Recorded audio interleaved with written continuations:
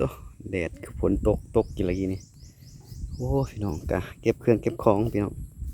เรียบร้อยปูตะกะโลพี่น้องนี่สำเร็จเสร็จสิ้นเหลือแต่ทาสีข้างหน้าพี่น้องเดี๋ยวมีเงินก่อนค่อยว่ากันใหม่พี่น้องตอนนี้เบิดเงิน ซื้อปูนเบิดแล้วก็สีปงเอี่ยมปงหยังยังบ่ได้ทาพี่น้องเดี๋ยวมีเงินมีหยังค่อยว่ากันใหม่เนาะอ่าปูตะกะโลเรียบร้อยแล้วพี่น้องเสร็จสิ้นเรียบร้อยแล้วมื้อนี้เนาะตัวอากาศร้อนฝนตกโอ้เนาะ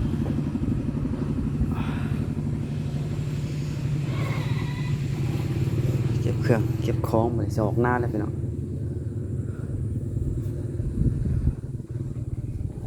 เก็บทรายเก็บหยังเรียบร้อยบัดนี้เหลือแต่ใส่ยาแนวพี่น้องเดียวบัดว่างพุ่นแหละจังมาใส่ไม้ยาแนวปูตะกะโลเรียบร้อยก็ดีใจแล้วพี่น้องนี่เดี๋ยวมีเงินมีหยังก็ค่อยว่ากันใหม่พี่น้องแต่มีเงินก็เสียกทาสีพี่น้องนี่สีปงเอี่ยมปงหยังยังบ่ได้ทาเนาะแล้วก็สีทั้งหน้ามันน้อยหนึงพี่น้องเดี๋ยวมีเงินมีหยังค่อยว่ากันใหม่แต่ตอนนี้ก็เรียบร้อยแล้ว สำหรับปูตะกะโลเนาะนี่ข้างในก็ใส่ยาแนวเรียบร้อยพี่น้องเหลือแต่ทางนอกยังบ่ได้ใส่ทางนอกยังบ่ได้ใส่เนาะนี่ทางนอกแถวนอกเดี๋ยวบัดว่างก่อนพี่น้องว่างแล้วสิมาใส่ยาแนวทางนอก